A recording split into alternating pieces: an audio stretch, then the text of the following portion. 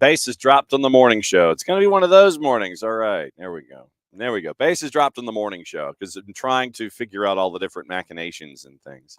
I know that there's always going to end up being a button that I won't push. And this morning it was the one knocking the slate out while I was running the intro. So, John, hear you there. Thanks for dropping by the morning show as you always do here on the SDH Network. And a couple of things to get into this morning. There's a lot of newsy news, and there's newsy news in Europe for a lot of stuff. There's an interesting financial decision by Manchester United that we'll get into. I understand it, but do you really want to make that kind of decision public? We'll get into that. There's looking at what happened in Major League Soccer on the weekend. It was the two matches, so obviously it'll be a very quick segment, but then that sets up the table on how things all look going forward. Then we'll take a peek at the rest of the week and let you know what's going on there. And we're catching up with folks all in and around the game and all that kind of stuff. So there's stuff that we got planned. We're catching up with folks in Western North Carolina and finding out what's going on there. Weather Channel's up there this morning, as I just saw on the Big 55 off to my left. But there's a lot of newsy news this morning to get you into your Tuesday, plus the Nations League stuff that's going on, both CONCACAF and in Europe. So we'll go over juice boxes, what to watch, where to watch it, how to watch it, all those kinds of things. Set your table up for your Tuesday. Let me run through the rest of the week for you. And there's also a next gen list, top 60. We'll get into that too. Rest of the week. Tomorrow is fairly normal. Tyler Pilgrim set to join us at 9:15. By the way, it was fun to hang out with Tyler and Sid. Maddie and I went in last night and invaded Scarves and Spikes MLS Monday. And so we got to catch up with them there.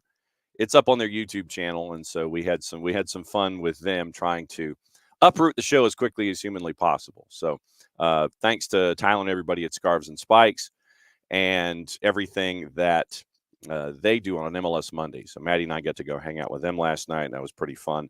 Dylan Butler, hopefully we can catch up with the busiest man in the Northeast at 10 o'clock. Marion Crowder with all of her travel schedules. She might be locked in place at 10:30. We can catch up with everything USL Super League, and with SEC soccer as well. So that's on Wednesday.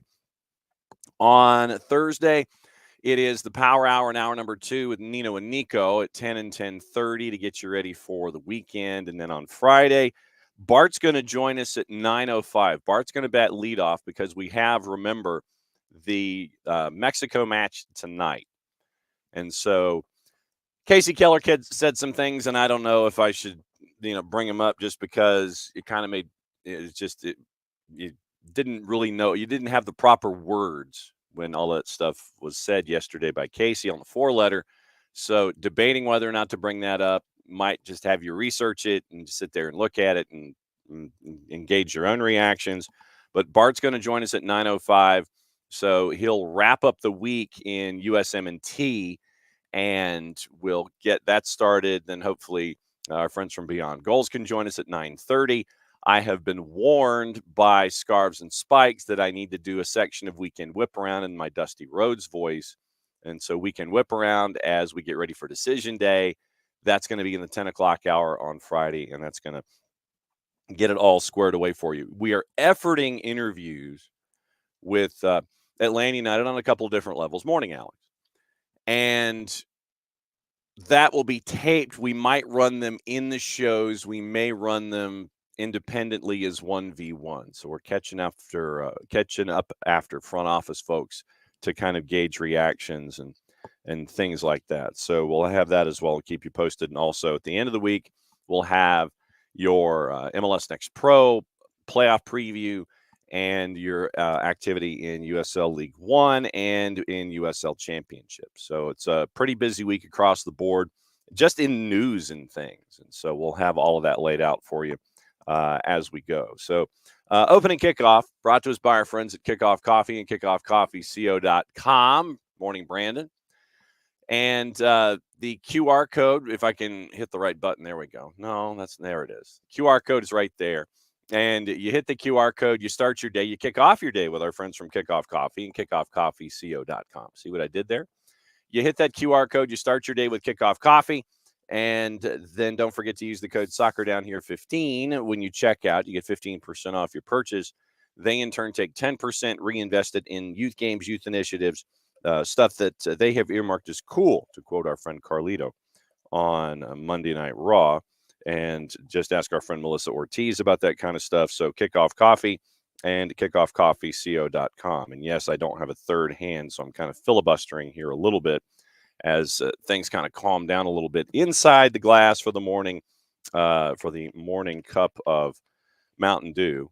And so now that has been poured, I can get rid of the QR code. I can put the 2-liter bottle back on the floor, and we can get into the show. I don't know if you saw this morning or not, but Ineos, and I'm waiting for the scream that you heard probably an hour ago was from Drew Dickinson. And Drew, being the Manchester United, he's more than a fan. He's a fanatic. So he's nutsy. He's nutsy cuckoo for his Manchester United. The scream that you heard early this morning was probably his, because this morning, and this is from Nick Miller et al. Over at the Athletic / New York Times. We knew that Sir Jim Ratcliffe and everybody at Ineos, as they came in to be in charge of Manchester United in the financials, they saw a lot of redundancy. They saw a lot of things that they could trim. They saw a lot of things that they could sit there and say, why are we spending money on blank? They decided on that last one, why are we spending money on blank, to end the ambassadorial role of Sir Alex Ferguson. So what you have is Sir Alex Ferguson's ambassadorial role being cut by the club. Part of their cost-cutting program. Adam Crafton was the first one to come out with this 10 o'clock local time this morning at like 5 a.m. Following his exit as manager in 2013, bringing an end to a 26-year reign, 38 trophies, been retained as a global club ambassador, club director, and remunerated with an annual salary, multi-million pounds, according to Crafton. The only official description of Ferguson's services as an ambassador to the club can be seen in their 2014 accounts under the related party transactions section, where United said the Scots signed an agreement on October 17, 2013, in which he became a global ambassador and received £2.16 million or $2.82 million for his services, an arrangement that continued for over a decade. Remained a United director on the club's football board, largely ceremonial construct. Previously featured Sir Bobby Charlton, as well as David Gill and Michael Edelson. Ferguson is not a member of the club's official board. That includes 6 Glazer siblings, John Reese and Rob Nevin from Ineos, in addition to 2 independent directors, Robert Leitao and John Hooks. Ineos, and this is Crafton's words, Ineos has been exhausting all avenues to reduce costs, and that led it to zoom in on the club's commitment to Ferguson, aged 82, who is still a regular attendee of games in the director's box, both at home and away matches.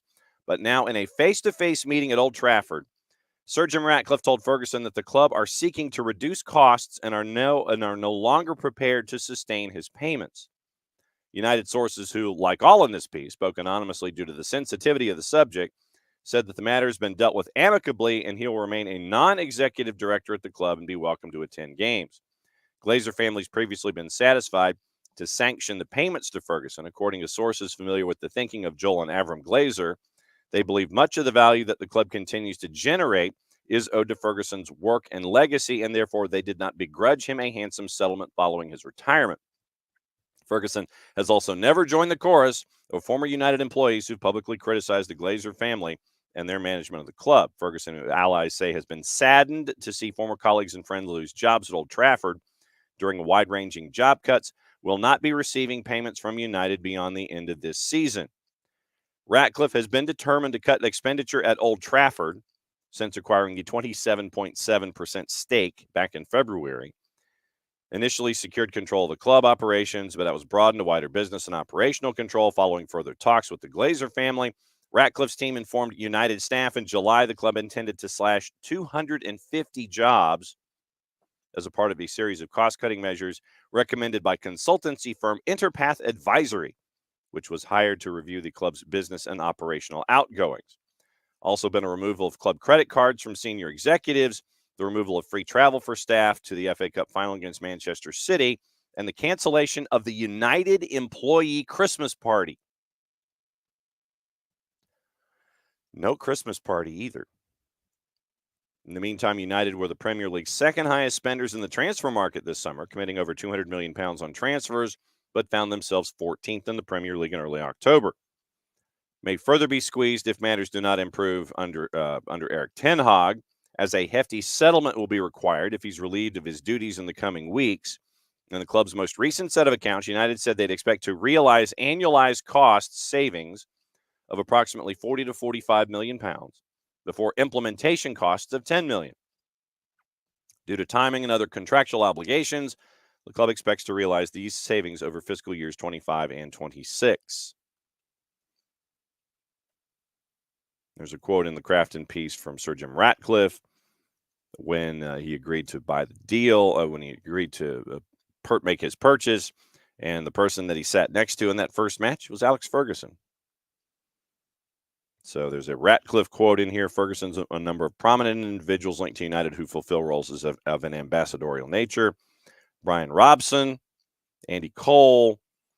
Not known whether Ineos's cuts will impact other ambassadors, but The Athletic has been told of former players working at the club having concerns for their own futures after noticing cutbacks such as the removal of credit cards and chauffeur-driven cars and the loss of jobs elsewhere in the business. And so Crafton is now searching for comment from all of those affected individuals. I don't quite think you'll get it, but, you got to ask. So with everything going on right now, everything going on right now with Manchester United? Alex says, I guess there are two ways to look at this. Cold-blooded cutting of a legend. You're saying it's hard to cut 250 employees without also cutting ceremonial roles.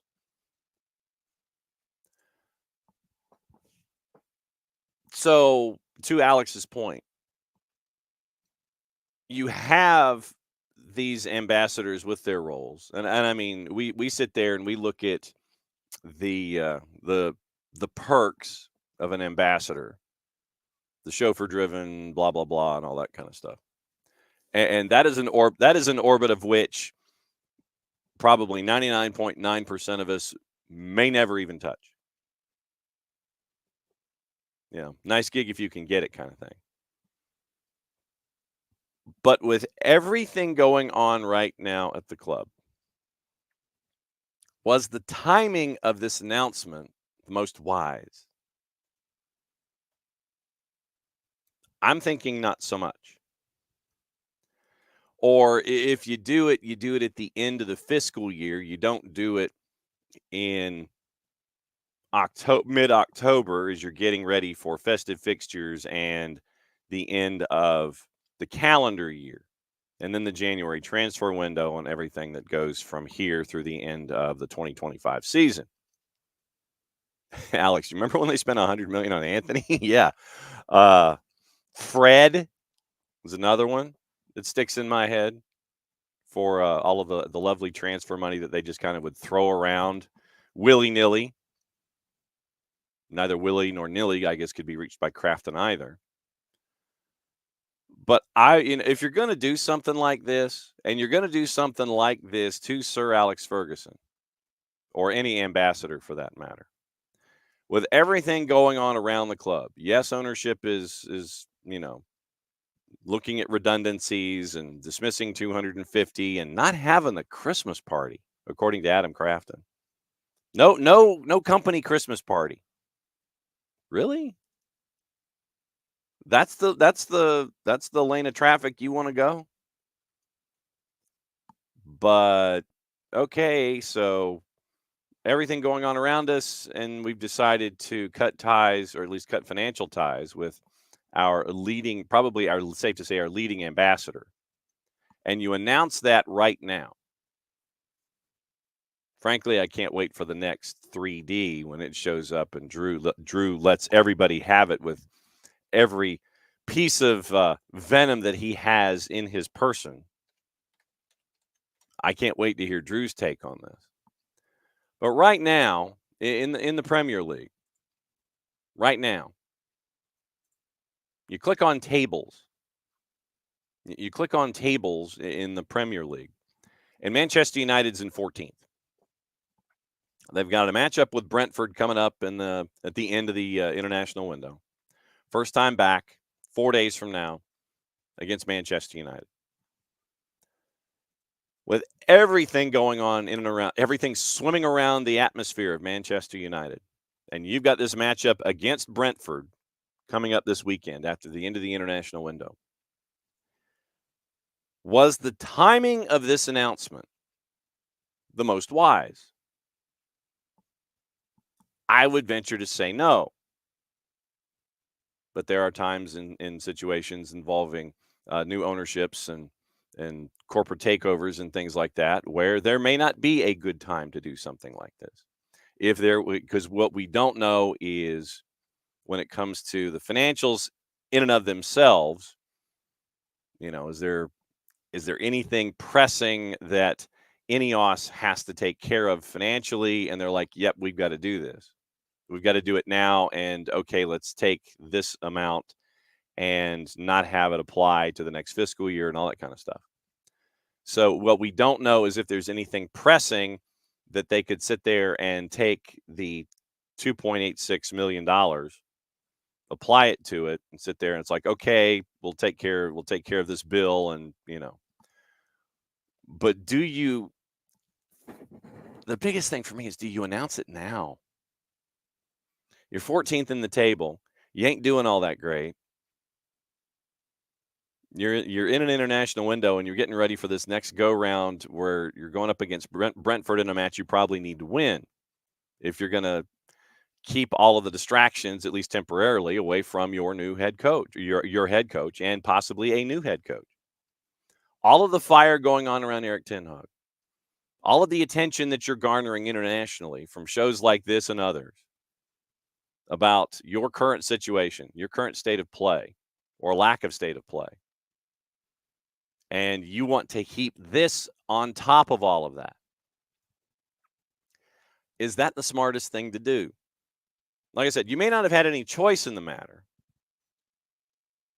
because of other financials and what have you, but do you truly? I mean, to get to this point, you're either doing one of two things. You're either doing one of two things. It's like you're either, as Alex said, you're either cold-blooded or you had to do it as a part of your cost-cutting, what have you.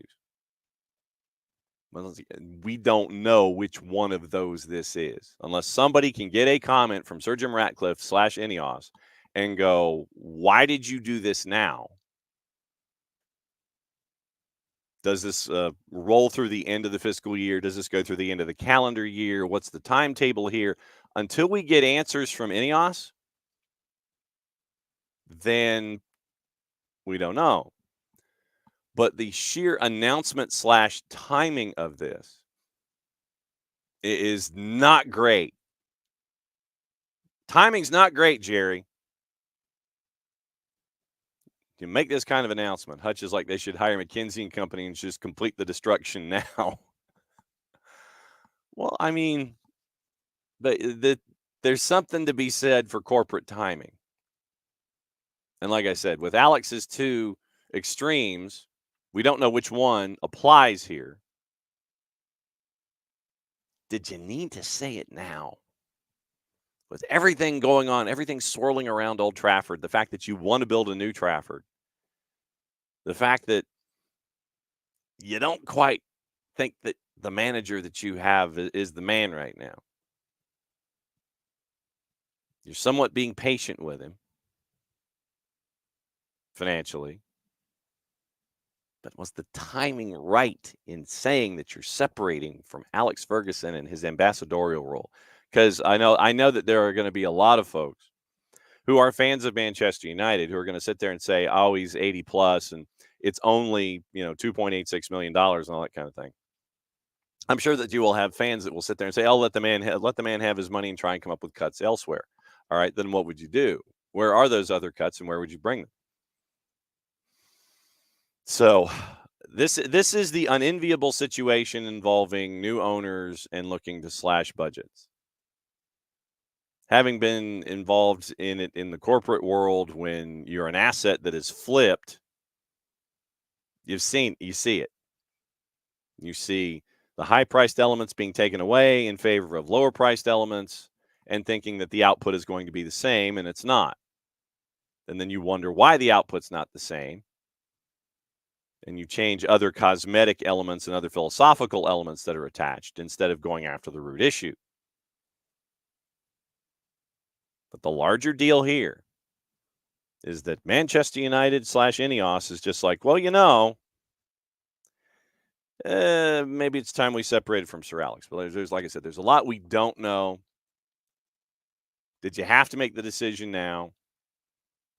And if you did, say you did because of X, Y, and Z, even though it is really none of our business. It is definitely a Camp Nunya set of economics. Or we really needed to do this, and we're in the process of going through all these things, and we're just sitting there, and we've got the pith helmet on. We're going with the machete, and we're going, taking care of everything. Jared's joining us this morning. And Jared, opening kickoff is about Sir Alex and the announcement of Manchester United saying that, he's no longer going to be an ambassador at the age of 82 or 3, and we're cutting his north of $2 million salary as a part of everything that we have going on right now. And I was questioning the timing of the whole thing with everything else swirling on at Manchester United. Did you have to say it right now? Manchester United will be nothing if not clumsy about the way that they deal with things. So at this point, I think it's just who they are. Yes, that is absolutely true. So that was we're always going to have more questions and answers unless Sir Jim Ratcliffe has a press conference and sit there and says why we did it. Yeah, we had to, or no, we're just cold-blooded SOBs. We could be we could be a bunch of cold-blooded sobs, and we'll let you know. So that was opening kickoff. It raised a bit of an eyebrow this morning, and so that was why I brought it into the table. Opening kickoff brought to us by our friends at Kickoff Coffee and kickoffcoffeeco.com. There's your QR code for those of you who are hanging out with us this morning. However you're hanging out with us, whether it's on Twitch, the 280 character app, or on the YouTubes, go there, click on that, use the code Soccer Down Here 15. You get 15% off your purchase. They in turn take 10% and reinvest it in youth games, youth initiatives. That's our friends at Kickoff Coffee and kickoffcoffeeco.com. Now, there's other stuff going on this morning, and it has to do with job vacancies. And Rob Dorsett, the senior reporter at Sky, headline, exclusive. Tuchel in pole position for England job. Meaning that not a Premier League gig, but like the FA gig, the current Carsley. I want it. No, I don't. I'm going to go back to the U21s after 3 windows, confusing press conference quotes and things like that. Subheader. The FA have accelerated their search to name Gareth Southgate's successor as England manager. Thomas Tuchel has been out of work since leaving Bayern Munich in May. The FA made an initial inquiry for Pep Guardiola, but he is not currently an active candidate. The FA are in talks with reps of Thomas Tuchel, with the German coach in pole position to become the New England manager. Sky Sports News has been told. Tuchel's been out of work since he left Bayern. Reported 2 weeks ago that there had been no formal approach from the FA. As we mentioned yesterday, job has been closed for 2 months. No talks of any depth with anybody, according to our friends at the Guardian and the Telegraph. And so then they were just like, well, how about we do something different?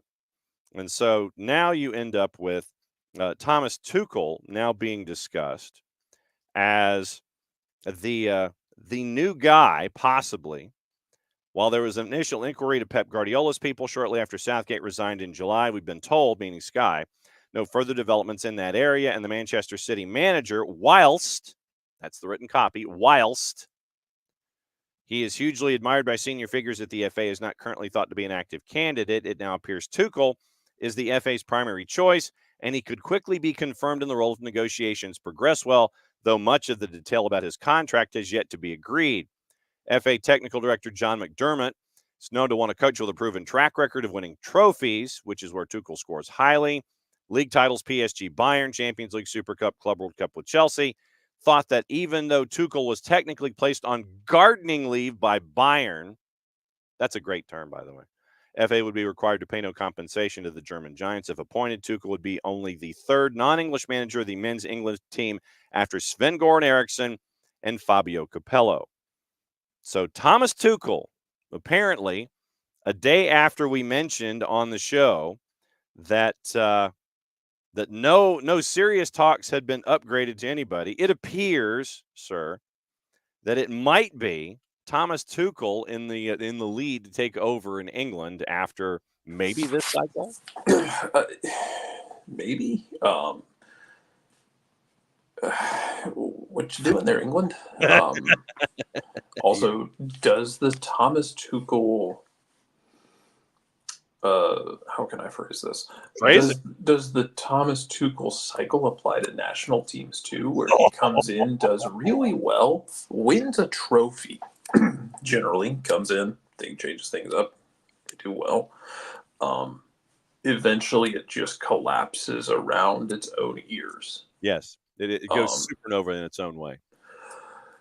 Does that apply to the national team? Because I feel like that's the kind of thing where, like, if you do it for the next cycle, let's say you don't do it now. Sure. If you do it for the next cycle, let's say that means that Thomas Tuchel wins a Euro 2028. Getting way ahead of ourselves. Sure. And by the time we get to the 2030 World Cup, he has a France-style revolution on his hands, where they're like not training at the World Cup in 2030 because, again, the cycle seems to follow itself pretty consistently for Thomas. That would be my question. Is like, hey, can you not have a complete collapse of like handling stressful situations and not be in a situation where we have to like kick you out? Because I feel like that's the bare minimum I can ask for. Mm-hmm. The FA says, Dorset says, having left Bayern Munich in strange circumstances, it would be an interesting step for Tuchel and his coaching career. This is Rob Dorset. You tend to think of England managers and national team managers being in the latter stages of their careers. So then what is Gareth Southgate? But the FA can get Tuchel over the line. It wouldn't be that. He's in his prime. CV's extraordinary. He's been at 3 of the biggest clubs in European club football, won trophies at all of them. From the FA's perspective, there's absolutely no rush. World Cup qualifiers, which are the next big games for England, do not start until March. What's happened in the media in the last couple of days or weeks is questioning whether Lee Carsley is going to take the job or whether he's not going to take the gig. But it will be controversial. Okay, so here's Dorset. So this is probably the paragraphs that start the rub from some perspectives. But it will be controversial because he's foreign and because he's German in particular. With the rivalry between England and Germany, that will be controversial among a large number of England fans and the media as well. Sure. Is there a hiring that won't anger the English fans? This is what I'm thinking. Like we already we don't have this saying. It's apples and apricots, man. Between like the U.S. with what U.S. fans do when they get a manager linked to them. And because even you have like Casey Keller now firing off at we'll get into that at Pochettino. The TLDR for y'all is that if y'all haven't seen, he's mad that Pochettino let some guys go back to their clubs before the Mexico friendly, and thinks the U.S. needs to get basically pummeled in the Mexico friendly to teach them a lesson and to take things more seriously. You need to stay. You need to. You didn't make them stay. Yeah. Well, you need to go get demolished by your biggest rival to teach you a lesson. But is there somebody the English want in particular who's not going to lead? Not going to lead to basically like a revolution of some sort. Like the Athletic already like put out one hell of a tweet, one hell of a story with the idea of like Pep Guardiola would be bad for reasons. Yeah. Like the only thing they did well in all that was like acknowledge the Gareth Southgate era wasn't that bad. I don't know, man. So here's what Casey Keller said, and this is from the 4-letter. So he said, here's what Casey Keller said. Furious after Pochettino let Christian Pulisic and others depart camp after facing after the first match in the window. Quote, personally, I think they, meaning the men's national team, need to get beat by 3-0. Then it would be a wake-up call that we need to take this more seriously. Sidebar. They haven't taken it seriously with the tenured professorship of bringing in Mauricio Pochettino, apparently, according to Keller. Back into the quote. Because I don't understand this at all. There are 10 camps before the World Cup, and here's your first opportunity to set the first impression, yet the whole message right now is, okay, go ahead and leave, to the players. I don't get it. I truly don't understand it. What I want to see is an awakening. Sidebar. The hiring of, say, Mauricio Pochettino was not? Back into the quote. The challenge for basically everyone who used to play for the men's national team apparently is just to like let things happen. Mm-hmm. Like the answer to so many of the former national team players when they start talking is to just kind of give a thumbs up and go, okay, cool, hook 'em. Because everyone's just firing off always, and it's not even like a I wish they would have done A, B, and C. It is like a declaration from the pulpit on a tent revival level, like it's John Lithgow in the original Footloose, holding up the Bible. Yeah, it's like it doesn't have to be that serious. I promise. I get you want Pochettino to have everybody and kind of get everybody in a good space because 2026 is a big deal. Clubs are also in the middle of Champions League. Yeah, kind of. And a number of your players are key pieces in Champions League or Europa League or Europa Conference League clubs. And yeah, it's kind of necessary. I mean, we needed necessary to have that relationship with the club. So have a good relationship. So you had them for the first friendly. Some of them, it might have been a discussion with the clubs of, hey, we're releasing him. Can you please send him back in time for Champions League, which is a big deal to us because for some of these clubs, the money is lifeblood. Yeah, and you make that concession in a friendly, to send them back and maintain or build a strong working relationship between the federation and the clubs. And do you always release them? No, you don't really always want to, but sometimes you do a little bit of sacrifice for long-term stability. And there's this thing called playing the game within the game. You've got to it's first date behavior. You go in, you know that you need the relationships as the U.S. men's national team manager. You need these relationships long term.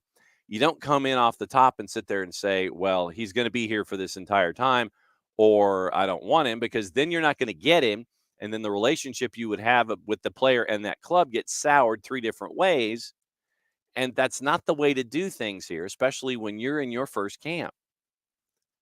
Even if it might be a part of your DNA, you need to play nice with the clubs that have these players that you need, that are necessities to the success of your national team. You can't just sit there and wander over to, you can't wander over to, Milan and go, no, I need Christian Pulisic for both of these matches in this window. Screw load management, screw it all. I need him. And then you put the player in a bad position with his club and his country. Because if the player then says, well, I need to go because it's my country, then that puts you in bad stead with your club. And then if you don't go, then the player's in bad stead with the country, even though he may be star power and star attached. So literally what you've done is you've gone middle ground. You're like, hey, can I have him for one? You're playing nice, Casey Keller. You're being nice in the sandbox that you need to be in here to succeed in a little under the next 2 years. for a World Cup that is in your part of the planet. And let me go back into Casey's rant here. I don't get it. I truly don't understand it. What I want to see is an awakening. The tone being set right now is go back to your club. That's more important anyway. Well, that's false. But anyway, you just made this huge investment for Pochettino. You blew out the bank. You had to go to Wall Street to pay for it. And every message from the way the team plays and the squad selection is, do we really care about this? That's not what I expected. Everything is falling flat. So I guess the world is falling down now for Casey Keller. Everything is falling flat. What a wasted opportunity. It's not like they've been dominating games over the last 8 months. Well, they did have another manager at the time. They needed every game they can get in to be informed. They need every game they can get to be informed before the World Cup. Basically, what Pochettino is saying is clubs are more important than the national team. No, that's not what he's saying, but we'll continue. You have to have that relationship between the clubs and the national team. Uh-huh. Because there are going to be some non-mandatory windows where clubs don't have to release. Mm-hmm. But if you have that relationship with them, maybe you get them when you need them. You want to have a good working relationship. This isn't like a nail and hammer relationship. You can't just pummel clubs and just demand guys left to right and center. You can't. That's not how it works, man. Mm-mm. Like you have to have that working relationship with them. Yeah. Of, hey, we need guys for this. And we'll use them for this friendly because I'm trying to install some stuff. You need this guy back. That's fine. Give me him. Like, we're going to run him for that first game. Yeah. We're going to run him out there, give him this many minutes, work him this hard, and then I'll send him back to you early. Yeah.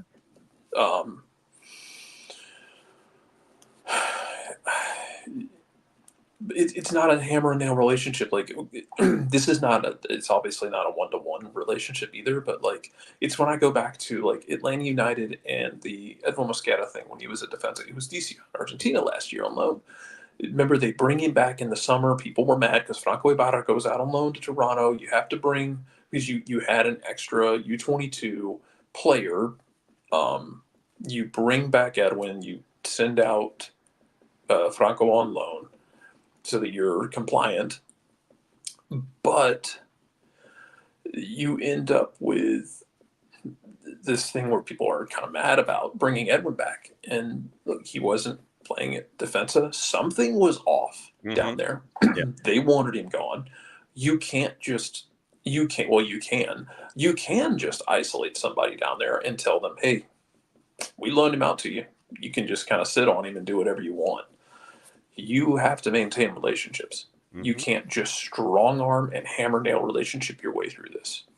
You have to sometimes make hard decisions for the future. And I think a lot of that,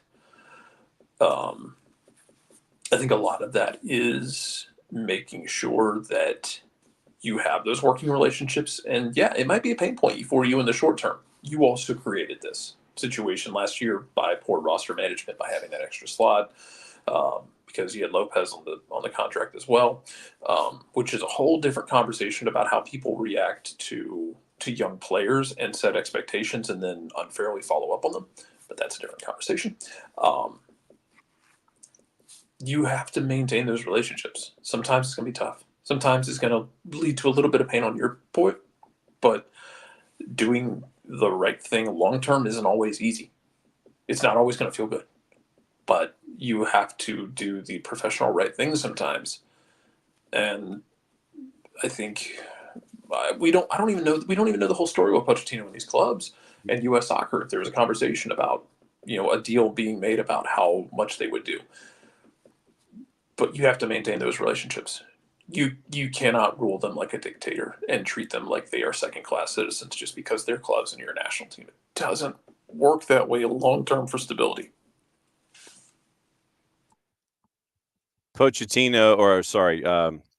Keller continues. I mean, he went off for a bit. Basically, what Pochettino is saying is clubs are more important than the national team, not the way I would have started my tenure as the national team coach. Keller offers no detail as to how he would have started his tenure as a national team coach. Quote, I hear so many reporters talking about we needed to hire this manager. Now it's like, it's okay. Go back to your club. I don't care. I'm really questioning that decision. We keep hearing about Pochettino's coming in to set this culture, and the culture is I would rather be at my club. Okay, fine. Go ahead. End quote. I don't quite think that's the culture that he's setting. He's having 2-hour practice sessions. He's addressing individual players before they go in substitutions instead of just sending a fire wagon change out there and it's like you're on your own, addressing each and every player with a specific sentence, 5-paragraph essay before they go out. I would wholeheartedly disagree with Casey Keller's assessment of what's going on. Part and partial, I think that part and parcel to what is going on these days. Sometimes I think that folks say things that they may not necessarily 100% believe. I also don't like the idea of the national team needs to go get hammered. Yeah, and like learn a lesson. Like, dude, this is not the night. This isn't the 60s. You're not going to make them go out and break off a switch. Bring it to you, and so you can beat their ass with it. Yes. Like, first of all, you want to be blunt for a minute? Have you seen Mexico's national team? Woo! Have you looked at that roster? Have you looked at the way they have played? Like, we are one weird result away from Piojo executing a coup and taking over that program again, which would be amazing. Mm-hmm.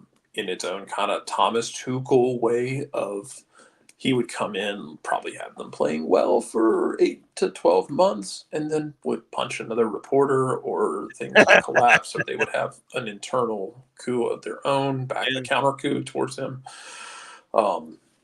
Tale as old as time. But there's Beauty and the Beast down there, yeah. Man, like saying you need your team to get beaten up to learn a lesson, like, look, yeah, you learn lessons and losses. You learn a lot when you lose, but that doesn't mean you have to say they should go down there and get their teeth kicked in. No, it'd be genuinely funnier if they sent some of these guys back to their clubs, went down there, and still dog walked Mexico without wingers. Yeah. You've got strikers aplenty. You ain't got wingers. You got 20 dudes, and I would say the way that things are currently structured with the El Tri, that you've got a puncher's chance down there with your 20 and their 38 or however the heck many other dudes are there. And with the guys you have, you put them in stressful positions with the national team. Mm-hmm. Put them in stressful positions and use it as a learning opportunity of, hey, we're still trying to instill our style. We're still trying to instill our new culture. Work with the guys you have. Mm-hmm. Put them in pressure situations. See how they respond. Some of those younger guys, put them in tough spots because it's a friendly. Sure, it's a high-pressure friendly and it's a high-profile friendly. Okay. It's still a friendly. Mm-hmm. Put them in those pressure spots and see how they react and see what they do. Mm-hmm. Instead of worrying about the world-class players who are off having Champions League adventures now back with their clubs, worry about the guys you have there who might be fringe guys. They might be kind of heartbeat, kind of core guys. Worry about the guys you have and ask them to go out there and punch Mexico in the mouth. Mm-hmm. Like, worry about what you have instead of what you have lost, because you can't do anything. What are you going to do? Like, turn into Harrison Ford and Air Force One, start throwing people off the plane, and turn it around? Plane. Hopefully he does that better than he actually flies. But true, man. I think he's crashed like 3 times now. Really?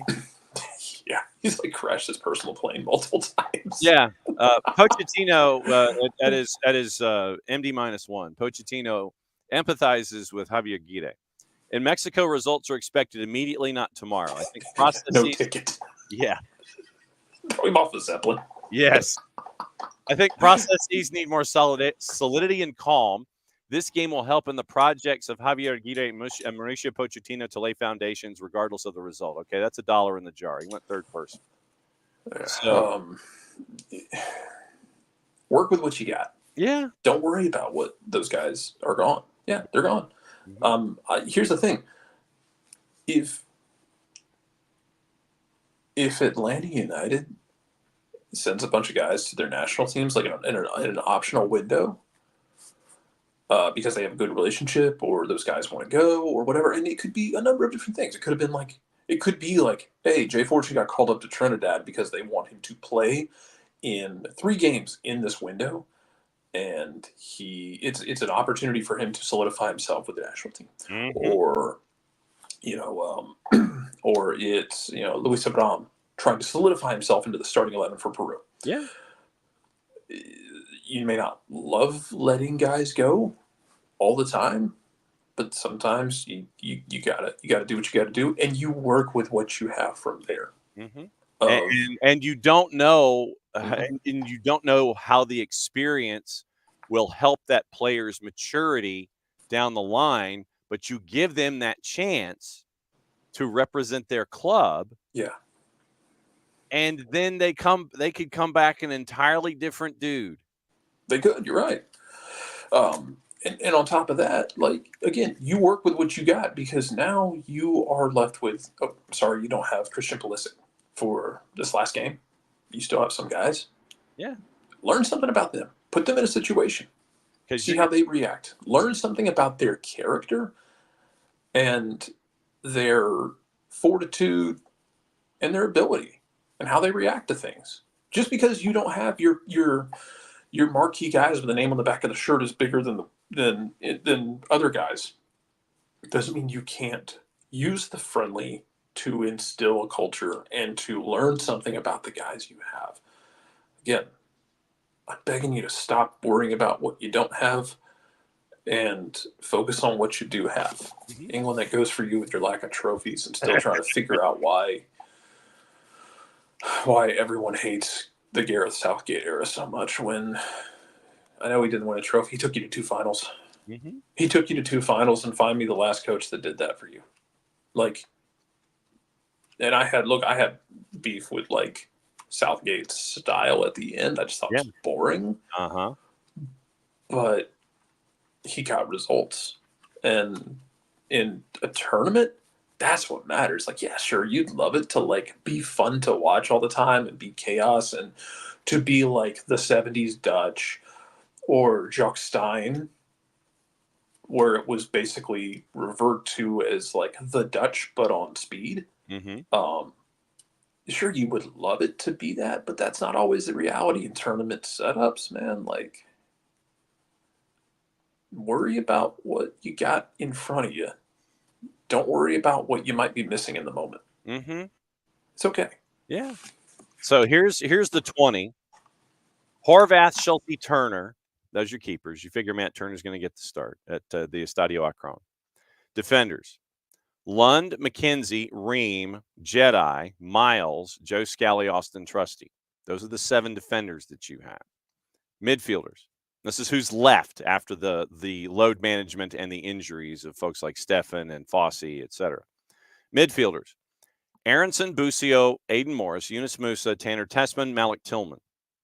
Forwards: Josh Sargent, Brandon Vasquez, Haji Wright, and Alex Zendejas. My guess is that you have Brandon Vasquez to have the irony of all ironies tonight.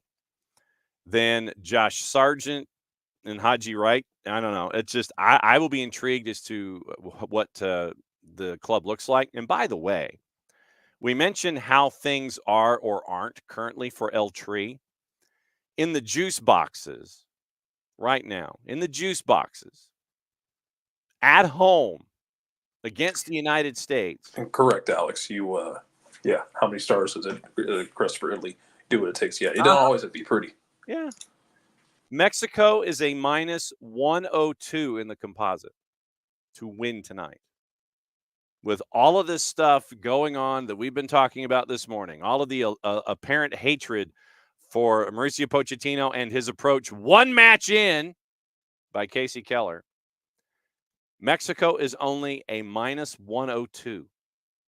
Basically, that's $2 over even money. You bet 100, you get 102 back. That's it.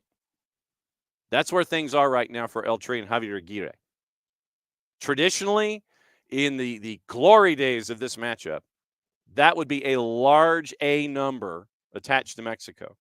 Tonight, missing 5 guys, and I really could go for one of their burgers and a batch of their fries right now. Missing 5 guys, including Christian Pulisic, you are a decided, you're an underdog, but it ain't all that. You're missing folks, yeah, but you're a minus 102. No Pepe, no McKinney, no Fossey, no Stefan, and Pulisic because of load management. Those are the 5 that are out the door. But Mexico is only a minus 102 tonight. USA to wins a plus 305 in the composite, courtesy of our friends at Odds Portal. Your draws a plus 236. But Mexico's only a minus 102. Canada is going to be playing earlier tonight. They're a minus 196 against Panama. Mexico against the United States at home at the Estadio Akron, 10:30 start, a minus 102. All the issues currently going on right now. But apparently one match in, we're supposed to throw the baby out with the bathwater if you're Casey Keller. And this was the worst possible thing that could have been done. And the United States needs to lose 3-0 to teach its own self a lesson. I would recommend to Casey Keller to find some decaf. That's not how this runs. No, and yeah, I don't know, man. Every these are opportunities instead of for me personally. These are opportunities for the guys that you have. You're gonna be in situations in games where, hey, we're missing key pieces. Mhm. We're having trouble with A, B, and C, or we're short on guys, or we're out of position. How do you respond to it? We won't have Christian Pulisic because of a knock. Weston Yeah, McKinney is injured. Ricardo Pepi, we can't use him up top. Yeah, so it's a friendly. So use it for situational testing because it's different than in training. Mm-hmm. Use it to learn about yourself. Yeah. Use it to put these guys out there and hey, I'm gonna put you in a different situation because it's a friendly. It's an intense friendly.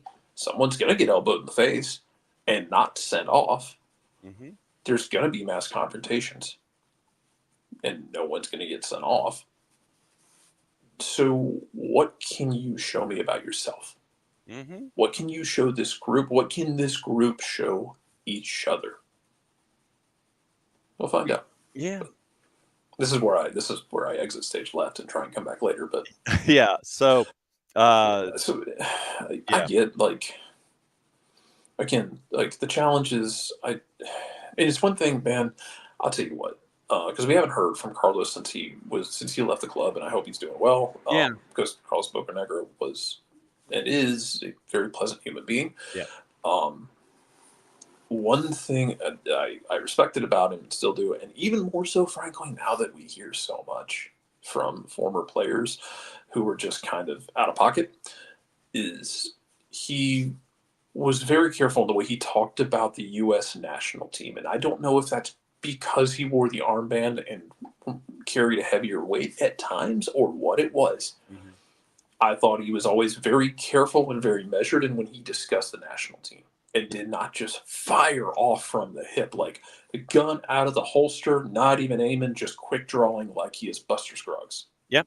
Which I highly recommend watching if you haven't, because Tim Blake Nelson is just about as feral of a human being as you can imagine in that vignette.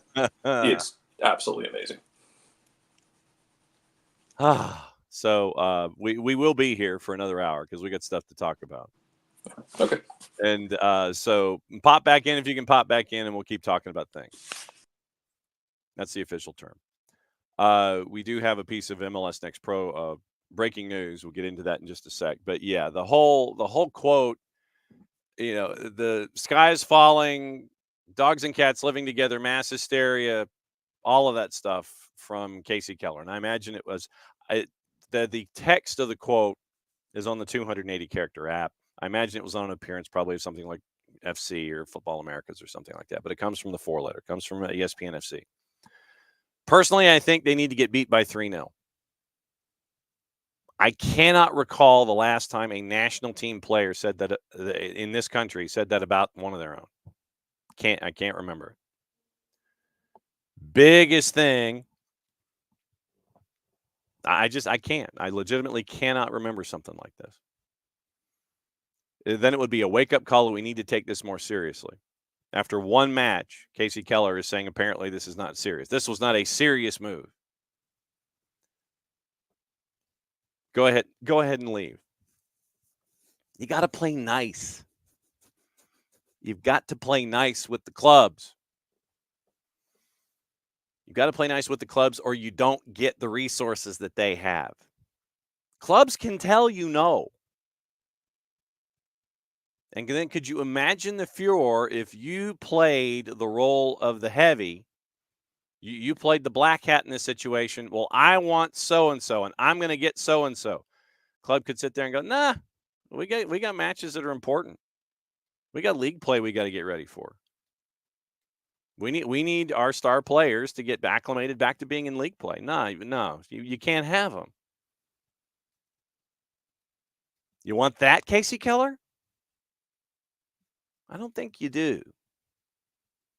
And this whole strong-arming idea of, reinforcing that, this will be the way. No. You have to play well with others in the sandbox.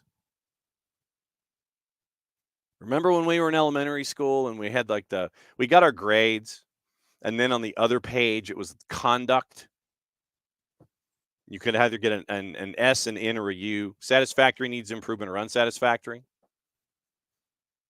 It's like listens well, plays well with others, respects materials, those kinds of things. Right now, certain individuals, after one match, plays well with others, they'd get a U, unsatisfactory. You don't want that on your report card. You don't want that on your report card if you are the new head coach of the men's national team for the United States. You don't want that. You want the S. You need the satisfactory grade. Respects materials, yes, S. Conduct, S. Plays well with others, S. Listens well, S. You don't want N's and U's after one match on your report card. Casey Keller wants N's and U's to try to turn things around. That's not how this works. You could run the gag about going uphill in the snow both ways to school, back in my day kind of a thing. But that's not how this works.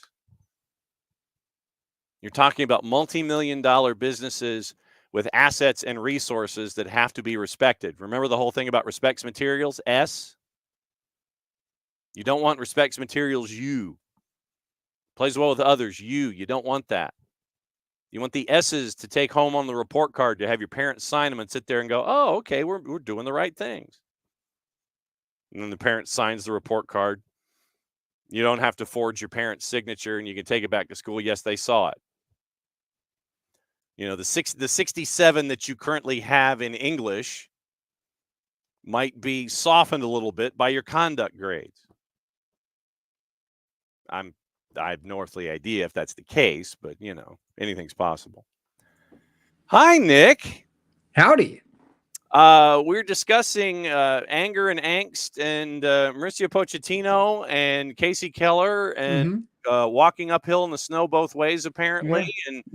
And not wanting to have all S's on the conduct side of your report card when it comes to respecting others. So that's where we are right now in our discussion this morning. Yeah. So here's the thing. I was watching on YouTube and while getting my day going, and I have to disagree with you. I don't think Keller wants N's and U's. I think he wants to be relevant, and he's looking at a lot of these guys who came up in the 90s. They seem to be the chattiest ones, and the big issue here is that they no longer matter in the soccer landscape of the United States. They don't. They're not the best players. They are not, um, they're not the legends, the living legends that they would probably like to be. They look across the landscape and they see, other players in other countries who are revered, and they are not. There's nobody who sits around and goes, "Man alive, do you remember Casey Keller in his prime?" True. No one does that, right? No one goes, and man, Alexi Lawless, man, woo, he was a legend. So what happened? What do they do instead? Oh, you remember when Alexi Lawless played the guitar on the commercial and it was really funny? It was kind of the hippie Grateful Dead guy. That was great. Yeah, no, nobody sits there and goes, "Do you remember when?" With any of these players, none. Very, very rarely, right? Mhm. And so now they're in full commentator mode. They have players. The U.S. men's national team has players that are adored and followed, And it ain't the old guys. yeah, and they have highlights that are played with regularity. And it is hard to walk away when you have been replaced, right? Mm-hmm. When you've been replaced, that's they come from a different world, a different time, a different landscape, and they can sit around and yuck all they want on camera about, well, I think it should be this. Look, you're a paid agitator at this point, and your relevancy has come and gone, and that's fine, because you're talking about what was and not what is. And that's, if I advocated for Pochettino, and I have reservations about that. Reservations about what? Yeah. Reservations about what? Uh-huh. Like, you have, I will say, you do have a limited amount of time, right, before the World Cup appears here in 2026. Mm-hmm. But I agree with what Jarrett was saying.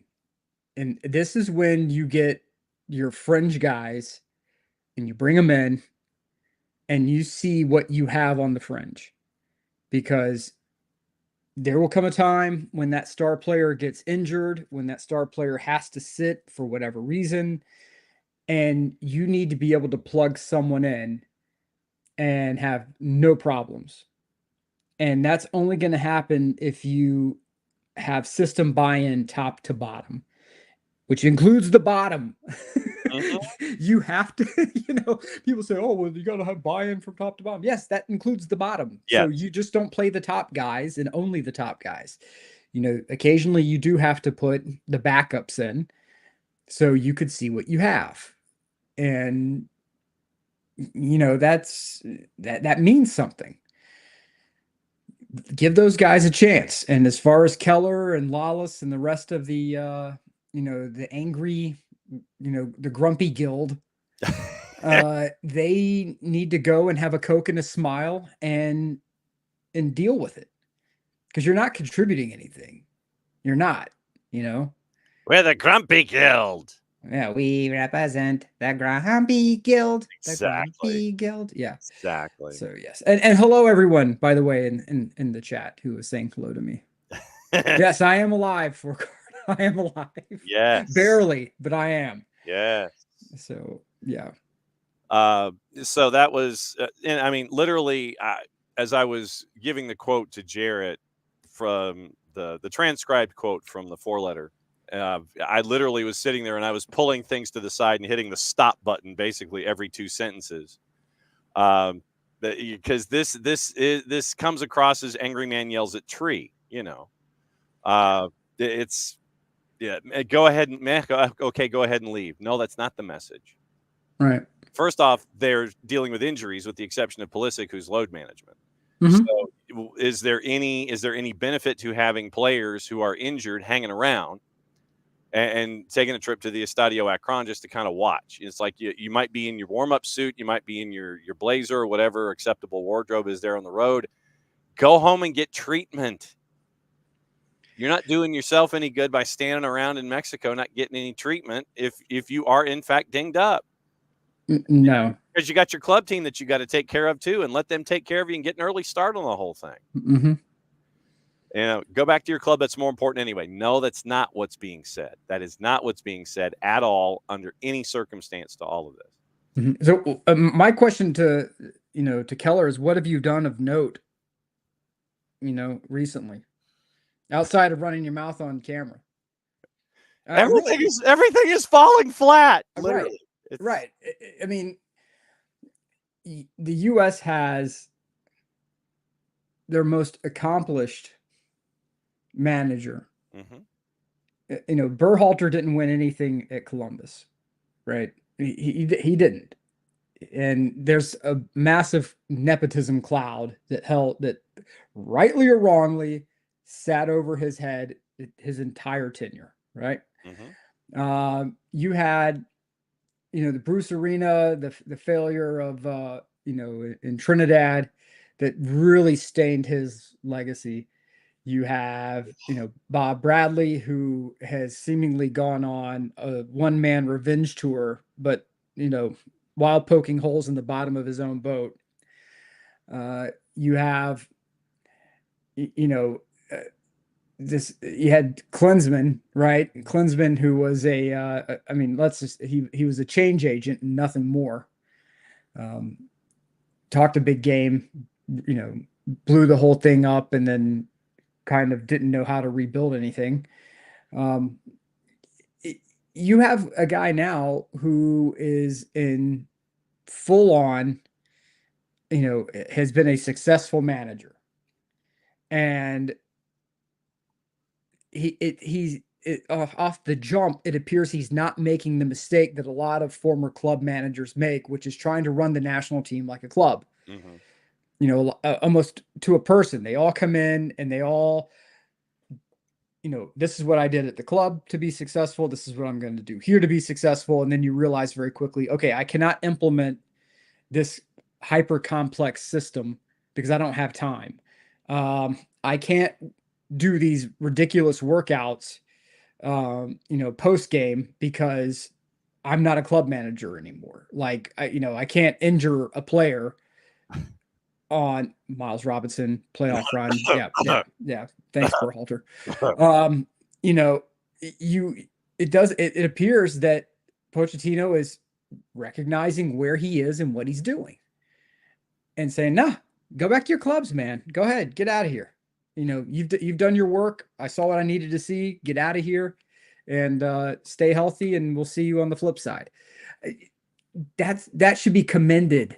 And the dinosaur brigade is out here complaining because it's not what they did back in 94. Back in my day. I mean, great. You know what? I was 14 in 94. I don't do things like I did in 94 either. So sometimes that's okay. Mm-hmm.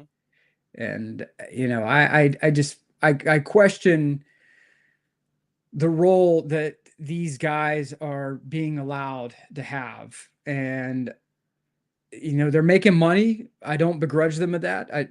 Make your money, Casey. Make your money. I'm happy for you. Mm-hmm. Alexi, I wish you would go away, but you're making your money. So whatever.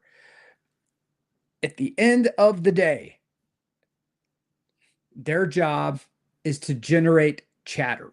Mm-hmm. That's it. That's their new job, is to generate chatter. So they are going to have they're going to say, well, this is just my opinion. No, it's not. It's your talking points. It's a talking point that you put together in your pre-production meeting. It's a talking point that you put together whenever you went through your show, your run of show.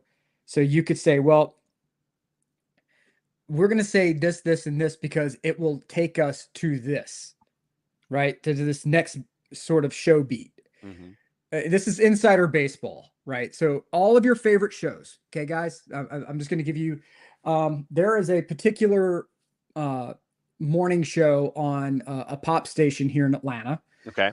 That everybody that loves to use, quote unquote, the voice disguiser. The voice disguiser. Right. So we have person X on the voice disguiser who's going to talk about their favorite date that mysteriously ghosted them and will not answer the calls now. Okay. Okay. Let me go ahead and give you some insider baseball here. Every one of those phone calls is an actor. What? Every one of them is an actor. Okay. No. Like I would say, let me walk that back a touch. 95% are actors. Okay. And most of the time, your favorite morning show, like, ooh, spicy content, is Right. no different than professional wrestling, right? It is scripted. They know where it's going to go. They know how it's going to end. Everybody's in on it. Everyone gets, and for the people who are on board, they get about $200 to $300 per phone call to do this, right? This is a little acting gig. Mhm. It is no different than what you're seeing now with Keller and Alexi Lawless and all of these other schmucks that are out there running their mouth. They are playing a character. Now, each of them will play a character to a certain level. Alexi has openly talked about how he plays a heel character Mhm. because it generates buzz. Mhm. Rightly or wrongly, the man's a genius at it. Because every time he's on TV, shut up, Alexi, his mentions go through the roof. Correct. Which allow him to go back to Fox and make money. Mhm. Okay. And Keller, when they get into meetings, they say, okay, we're going to talk about this first. What's your take going to be? My take's going to be this. What's your take going to be? My take's going to be that. And then this will get us from A to B to C to D to E. Okay. How much of this is really Casey Keller's thoughts? We don't know. No, we don't. But I'm taking it as Casey's playing a character. Casey's playing a character to generate conversation, which is his job as a performer on television. If any of this is legitimate and real, I will say this to Casey. You're a dinosaur, shut up. Okay? Like, I played in it. Okay, great. I'm happy for you. Mazel tov. You did. You're not now, but you did. Mhm. In a different time, in a different place. Okay? You played, Casey Keller, you played professionally when America Online was handing out free discs at every Kroger, Publix, Walmart, everywhere. They were littering the ground with however many free discs of America Online were out there. Okay, that's when you played. MySpace, CompuServe, the whole thing. Way before MySpace, man. Way before MySpace. So great, awesome. This is, you played during like the first Bush administration, like George H.W. Bush 41. Right. Like, okay, great, good for you. It's absurd to me, John. It's absurd that this is where we are. We want a manager who has a modern view of the game. Manager with modern view inserts the picture. This is not what we asked for at all. No. Come on, man. No. Exactly. Yeah. Come on, man. Yeah. My natural, there. I will say this. I have a natural media spidey sense that Mhm. goes with my cynicism when it comes to hosting and reporting these days when it comes to national talent Right. and national interviews, because my spidey sense will go off about, okay, how much of this is a work and how much of this is a shoot. Right. And so I have to give it its due and say what it is, but that's not going to prevent me from having an aside to discuss what truly is probably happening in this situation, counter to the argument that is being made that may or may not be what the individual truly feels. Mm-hmm. And I think that that's part of our charge here when we have these kinds of discussions. Yes, this is what he said, but let's parse through what he said and refute each and every point at its argumentative base. Right.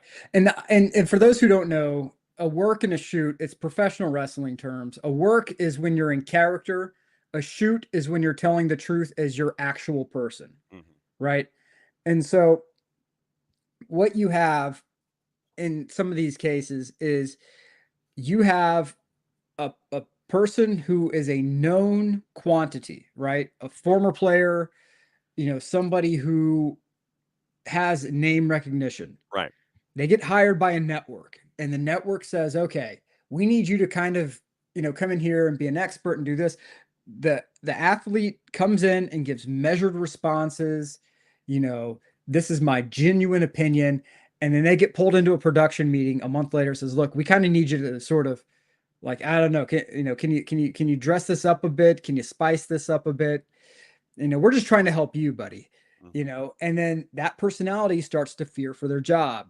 And then next thing you know, they start bringing these outlandish takes, which is not completely truly reflective of who they are, but it generates those clicks, it generates those mentions, it generates traffic. And at the end of the day, that's the name of the game. Mm-hmm. That's it. Yeah. So, any of these other talk shows that if you're just joining the SDH network for the first time, yeah, anytime they have these kind of the more wild, the more outlandish, the more it's a work. When you go on to the cesspool, social media site, and they have a little blue check by their name, and they issue the most bat blank crazy take that you've ever seen on social media, look for that blue check. Yeah. Because that engagement means they're monetizing. The more engagement they get, the more retweets, the more hate mail, the more, the nonstop engagement. All it is money, money, money, money, money, money. And scroll through without clicking likes or anything like that. And about 20 tweets down, you'll see, well, I'm monetizing this anyway, so have fun. And it's all it is, guys. It's all it is. It's all a work. Yeah. So Casey Keller it's in my opinion, he's doing a work. And if he's not doing a work, it makes me lose even more respect because it's just a buffoonish take. It is a buffoonish take. Several sections over it is, because if you are a member of the national team and having the back in my day, old man yells at clouds thought after one match in a new administration involving a coach that was creatively paid for, then for me, this is your old man screaming at clouds. You're not looking at the issue and you're not looking for solutions. You're looking for interaction as opposed to results and conversation. Right. And to me, the bigger story here is the creative payment. Yeah. I mean, to me, that's the biggest story surrounding Pochettino is how they paid for him. I think it is damning, the payment structure for Pochettino. That's my personal take. That's Nickel Leafy Incorporated's take. That is, you should be able to, as U.S. Soccer, to be able to afford whatever manager you want in the world, because you have ridiculous amounts of money from Nike. You have, significant corporate sponsorship. This should be a non-factor. Like, how much? Yeah, okay, write the check. And if you're not like that, I have significant questions about your bookkeeping. Significant.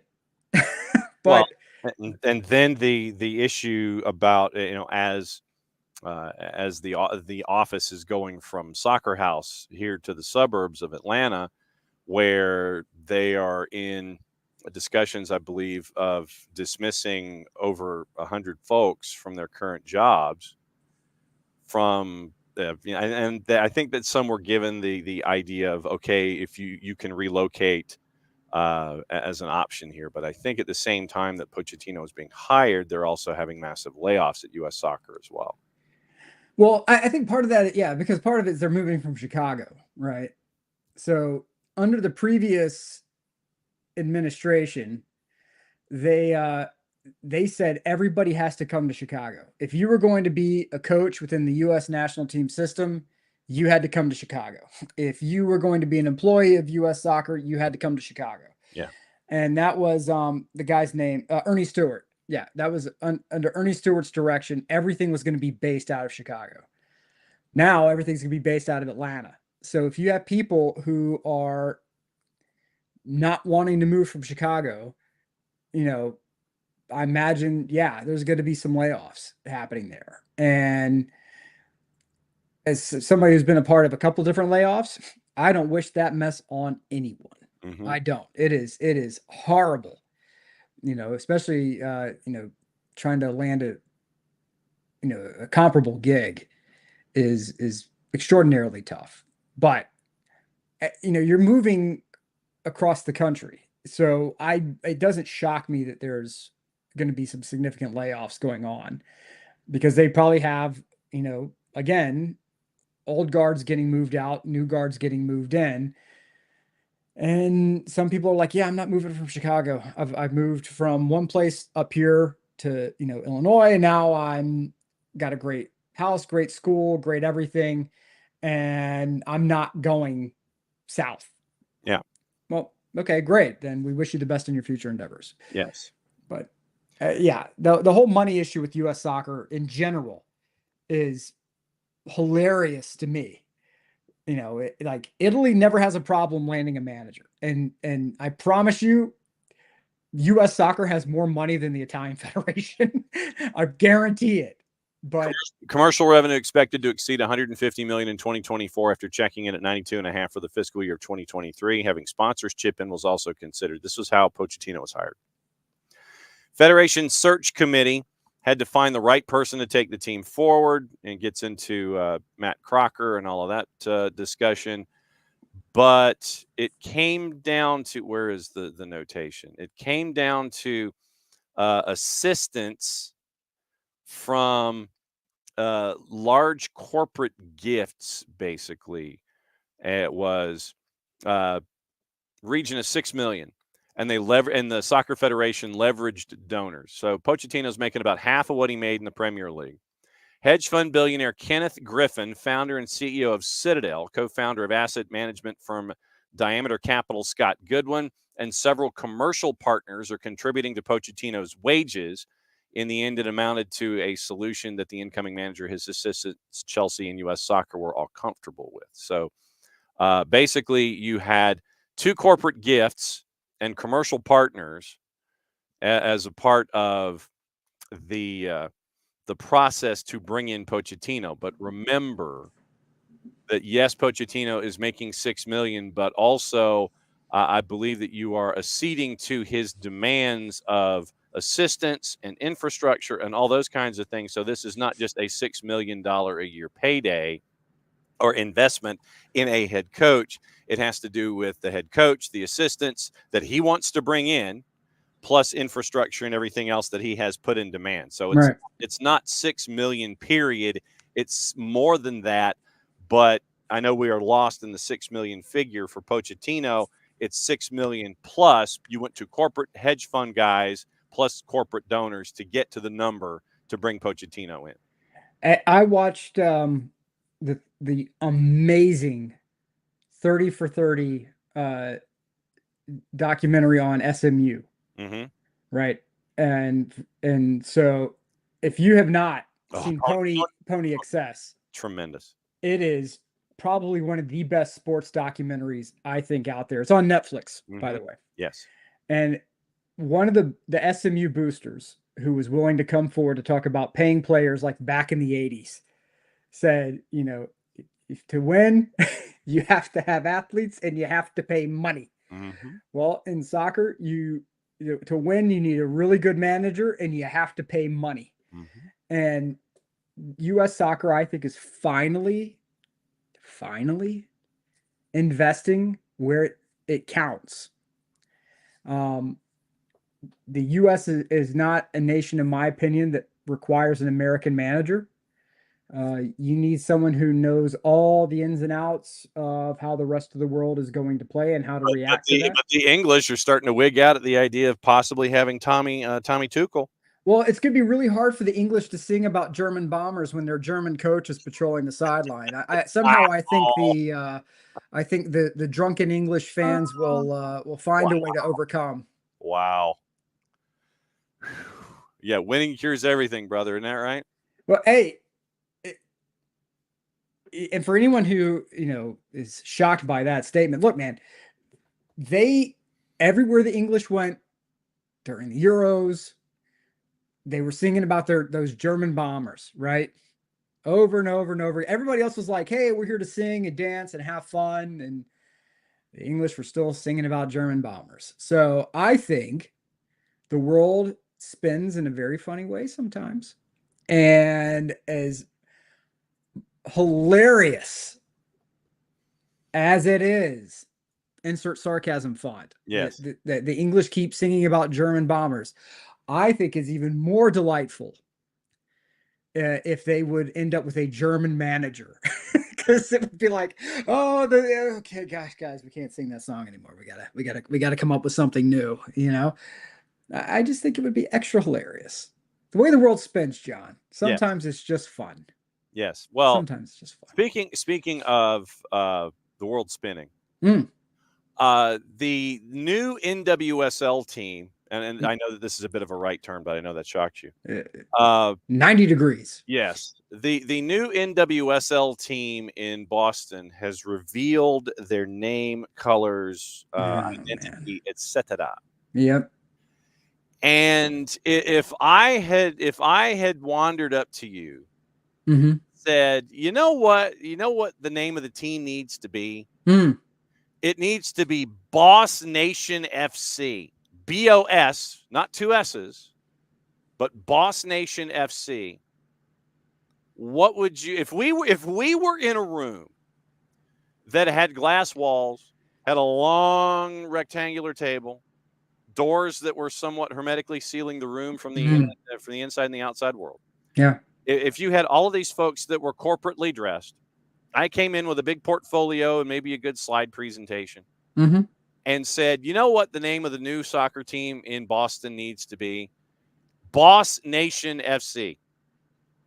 If you were at the head of one of those ends of that rectangular table in that glass encased room that had monitors and capabilities to do slide presentations and pictures and all that kind of stuff, what would you say if I said you should be Boss Nation FC? I would ask where your cocaine stash is.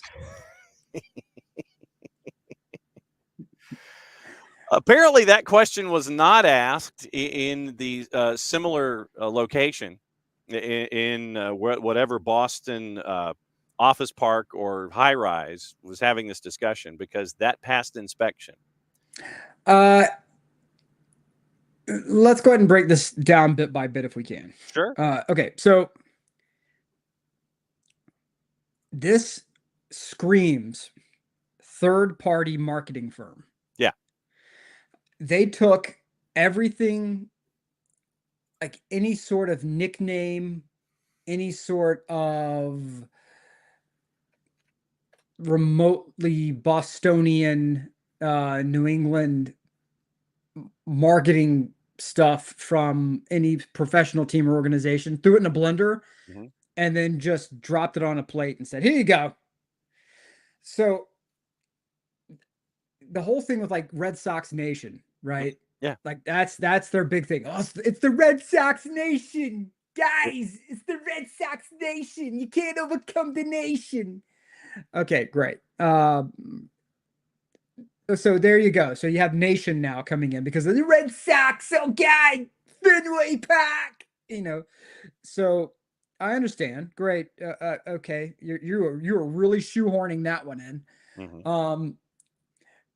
Boss, because it's Boston, right? Yeah, so it's boss. We're gonna be bosses on the pitch, right? An anagram, by the way, of Bostonian is Boss Nation. Okay, and so we have, because we're clever. Boston also sometimes refers to itself as the hub. Yes. Yeah. So for those who are not aware, they are the hub of all learning, the hub of democracy, I was the not. hub of America. And they, boy, howdy, do they love being the hub. I would not be mad if Hub was a part of their thing, or their logo design or whatever. This is the most wretched marketing filth I've ever seen. Like, I can imagine Steve, right? Steve's gonna come in. Hey guys, hey. So we have come in from Malibu with our great idea for your new women's soccer team. We're gonna have ourselves. It's gonna be get this. Everybody, prepare yourselves. Gird the loins. It's gonna be Boss Nation FC. Check that out. Boss Nation FC. We're gonna have something that's gonna be so spectacular, so unique, and so uniquely Boston. Okay, no. Whoever did this, they should be forced to drink liquid Drano for They a got month. paid, brother. Somebody Somebody got paid. Someone went into to this meeting, and they were like, Boss Nation's an anagram for Bostonian. All right.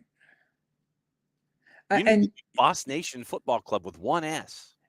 you have the Boston Celtics, the Boston Bruins, right? Mhm. Boston Red Sox. Sox. You could have gone in so many different directions with this. Yeah. Right? You could have been Constitution FC. Could have been Hub FC. You could have been Hub FC. Or just the Hub. Yeah. The Hub Soccer Club. I mean, I would refer that as the stadium. The stadium I would refer to as come on down to the Hub, right? So then everybody in Boston knows, oh, it's us. It's Bostonian FC was there. You could have been Harvard Yard FC. Harvard Yard.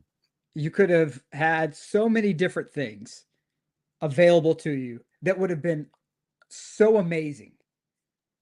And you go with this. And I can't wait.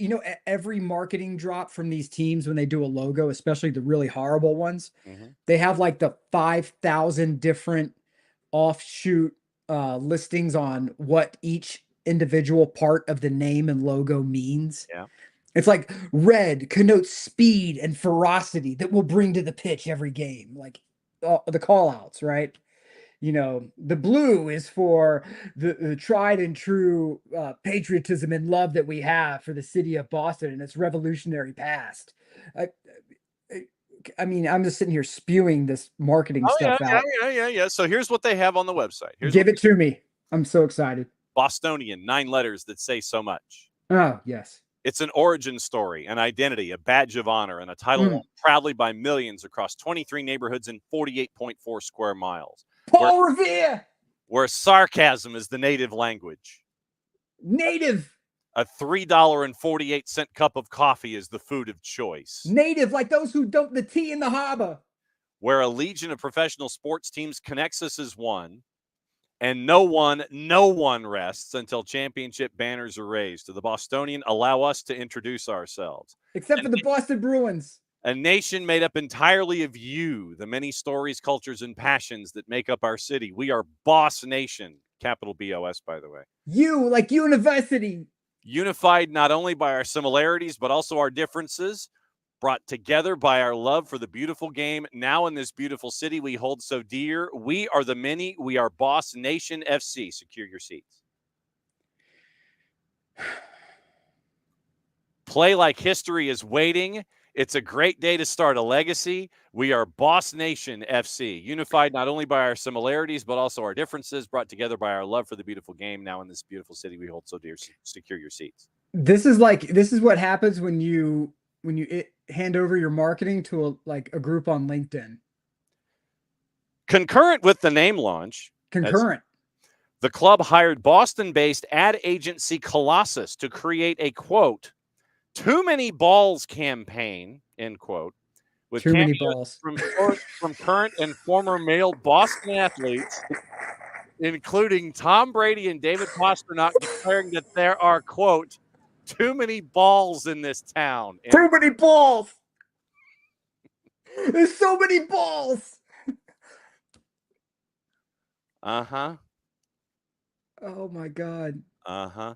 I walked into a bar. There was so many balls. I had to Well, leave. Yeah.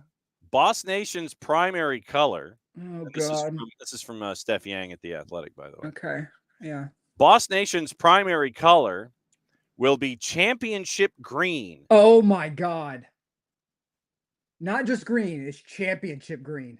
which, per the press release, is a nod to Boston Strong, symbolizing the city's resilience and tenacity.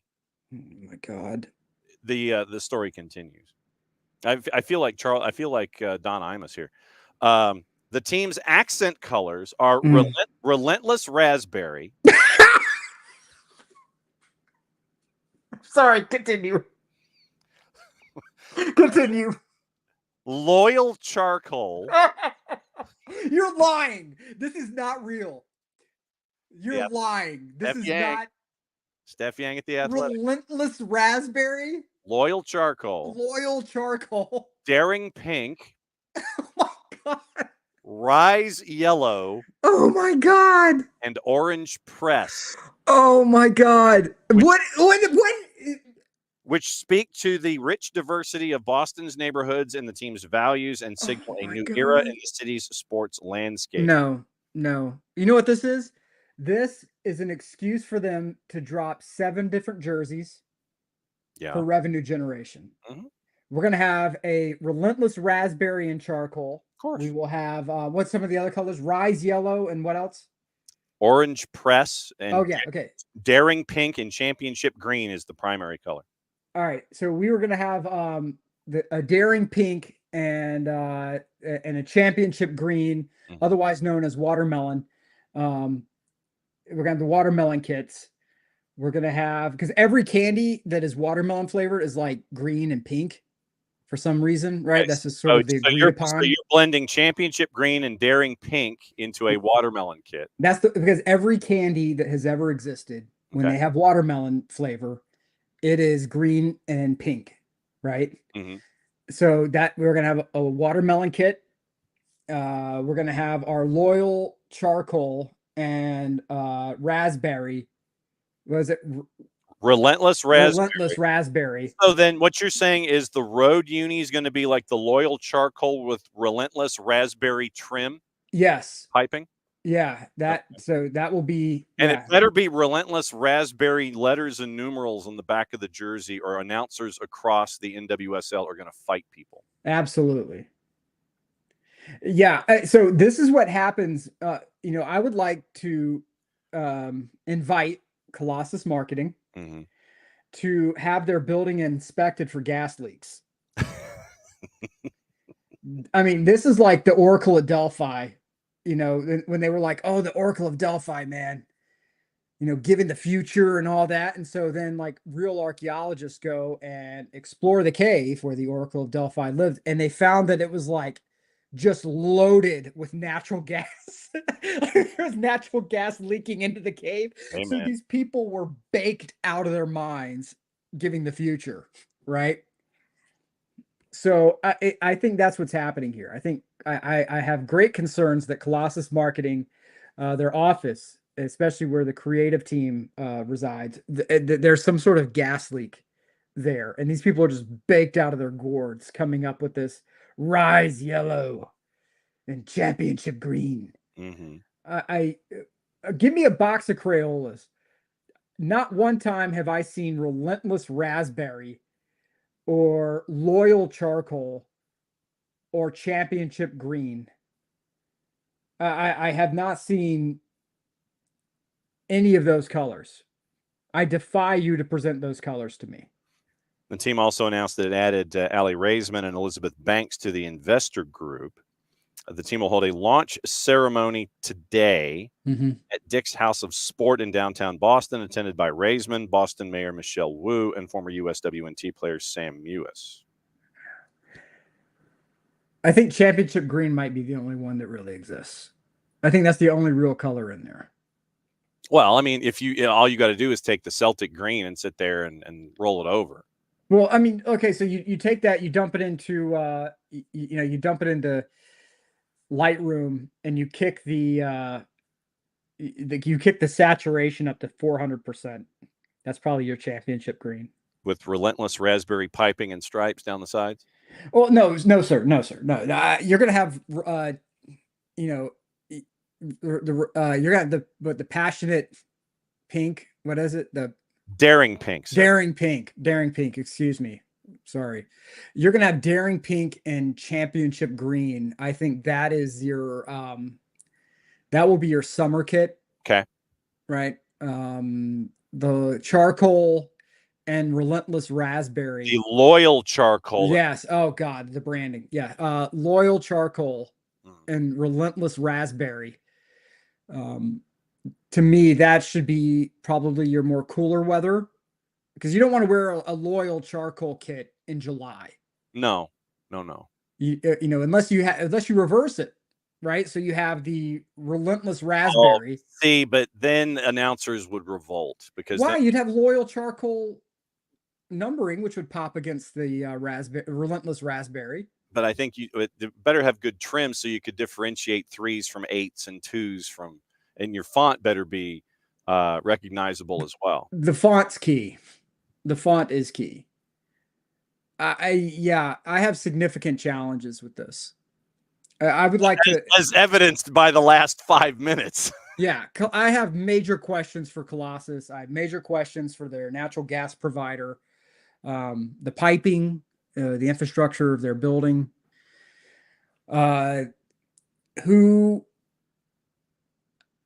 I want to know who knew what and when on this. Because this really feels like something where they were waiting. Hey, can somebody reach out to Colossus and find out where we are with our branding and our our kits and all this? Oh crap! Oh no!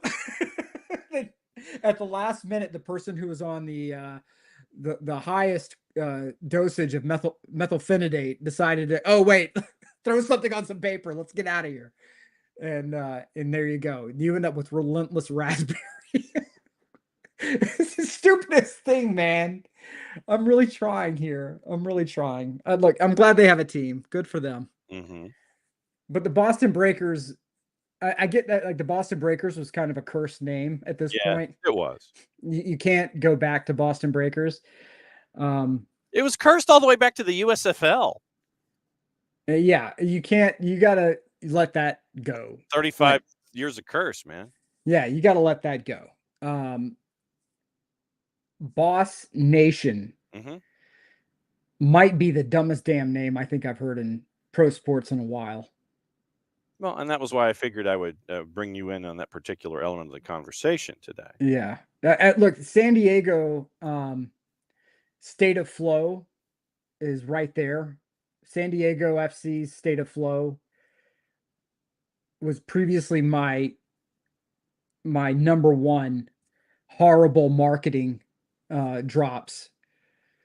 I think this is not only cleared San Diego.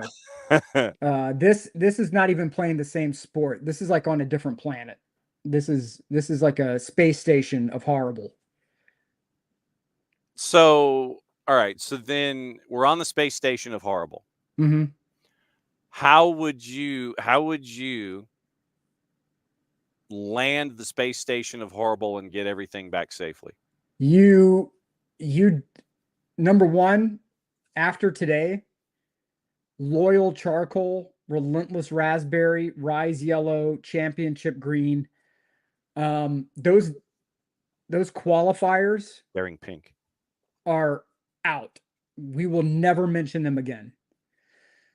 Or do you sit there at the thing today, after all of the discussion leading up to the presentation today, leading up to Dick's House of Sport in downtown Boston? Mm-hmm. Do you have Allie Raisman or Elizabeth Banks? Elizabeth Banks makes a special cameo because right now it's supposed to be Allie Raisman, Mayor Michelle Wu, and Sammy Mewis. Do you have somebody go up to, at the beginning of all of this? Traditionally, you have an MC. You have someone who, so the MC comes up and, it's, Elizabeth Hopkins from Fox 25 or something like that. And it would fit Lily's. Where I'm going would fit Lily's point of view. You get Elizabeth Hopkins from News 25 in Boston. Mhm. She introduces one of those three individuals. Right. One of those three individuals, and it would probably have to be either Sammy Mewis or Allie Raisman and not the mayor. So Sammy Mewis or Allie Raisman comes up to the dais after being introduced and goes, "Gotcha." No. The whole thing's a work No. just to get attention. No, you can't do that now. You're hosed for 4 years, you're hosed. For 4 years. And what you do is you start an underground campaign Mm-hmm. of people of just calling it like Boston FC. Whatever. Like you can call it Boston FC, the Yard FC, whatever. Hub FC. Hub FC, Yard FC, Bostonian, whatever. And you do that for, just kind of have it out there. And slowly but surely, you start working that into your social media campaigns. And then it's, we've listened to the public. You guys have referred to the team as this for so long. We thought, why not just listen to what our supporters are saying. They're the heartbeat, the lifeblood of our club. We're changing the name. And then you do that. The only way out of this is if you have the amount of stupid colors that you have. Yes. You have to have like 4 different kits. Which they will, I'm sure. Well, they need to, because you can't combine all of these into one or 2 kits that make any sort of sense. So you have to have like 4 different kits that, different color combos. And essentially you act like you're the Oregon of NWSL, where you have so many different jersey combinations that it's just absurd. So then it becomes its own thing. So then you go green and you go championship green. You go championship green, daring pink. Yes. Okay. Watermelon kit. Then you go loyal charcoal, relentless raspberry. Yes. Yeah. That's your badass business. And then yellow and orange for the summer months, and turn it into like almost like an ice cream sorbet kind of deal. Yeah, the sorbet kit. So we've effectively marketed the 6 colors into 3 separate kits and turned them into marketing opportunities for the Hub FC. Yeah, exactly. That's what we do here. We just don't complain about things. We provide solutions. Yeah, I mean, geez, yesterday we spent a half hour on VAR in the college game. So let's fix Boss Nation. Let's come up with solutions. We've given you 3 kit alternative setups with your 6 colors. Yes. Announced this morning. Make an ish ton of money off of each of those setups. Right. But revert to the Hub FC over time. You have to. You cannot. You're going to just be Boston. According to everyone else, you're just going to be Boston. So, if you want to go and be the Hub, if you want to go and be the Yard, if you want to go and be whatever, the Yard, go for it. But Boss Nation FC, no one else is going to refer, unless it's joking, no one's going to refer to as Boss Nation. Hey guys, you see where Boss Nation is in the table? Nobody's going to do that. Yeah, so literally, as long as Boss Nation is not doing well on the table, you're going to get referred to as Boss. Hey, did you see where Boss Nation is? Yeah. See how bad Boss Nation got beat? Right. We didn't just beat a team; we beat an entire nation. Yeah. Who's the boss? Uh-huh. Yeah, I got. See. Yep. And if they come out of the blocks winning, they better use that. We've got to market this stuff. Oh my God, we got to save all these names. Who's the boss? The BOS with the Tony Danza. Tony Danza FC. Oh, see?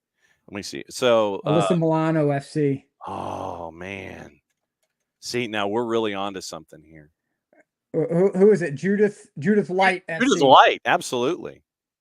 Pulled that one out. See, that's the thing, is that's ADHD at work right there, buddy. Well, that's this show at work. Mindlessly pulling the name Judith Light out of the ether. I mean, that's struggling to pull up the name Ernie Stewart. but that's how this is. That's how this runs, man.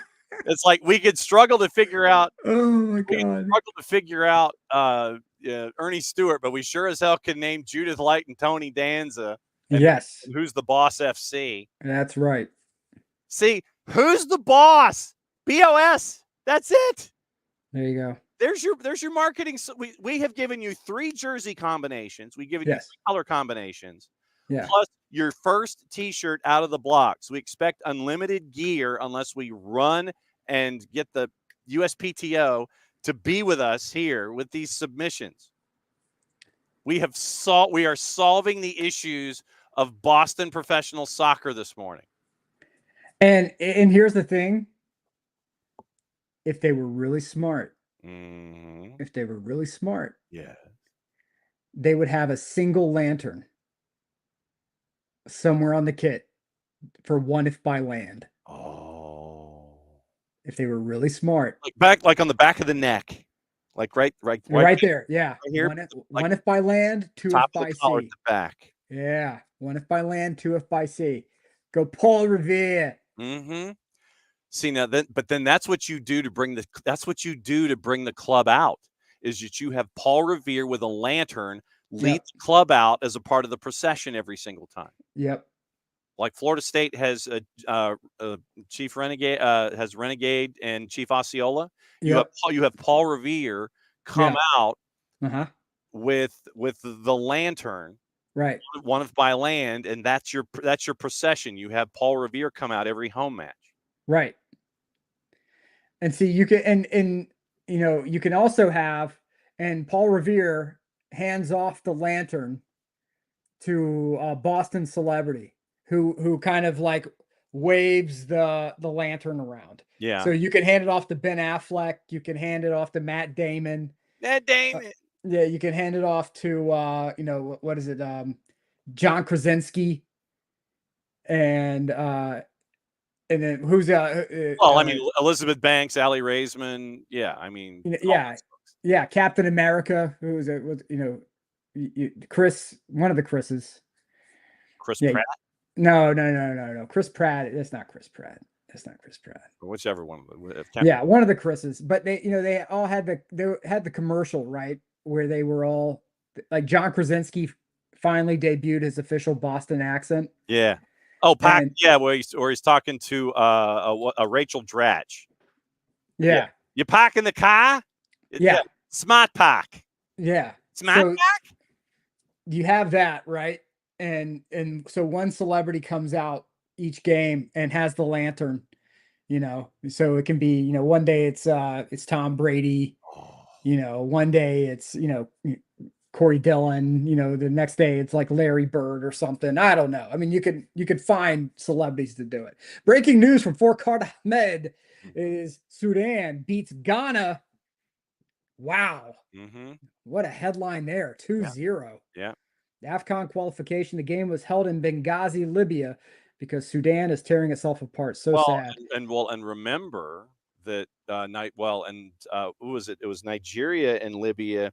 The plane was redirected. It was supposed to be played in Benghazi, but the plane was redirected, and the Nigerian players were stuck in the airport for 2 days because Benghazi was 4 hours away from where they were told to land. And they're like, no, we're forfeiting the game. No, this is not where we're supposed to play, and we're stuck here at an airport, so we're forfeiting the match. We're not playing. Yep. So Mazel Tov Fourcade as Sudan beats Ghana 2-0. Other couple of things on the board as we continue to fix what's going on at Boss Nation. It appears Georgia Tech is going to be played at Mercedes-Benz Stadium next year. Georgia Tech is getting a $10 million guarantee for moving the game, money used for NIL stadium renovations, etc. So that's big news in the college football game. The first time the game will ever be played off either school's campus will be in 2025. So that's big.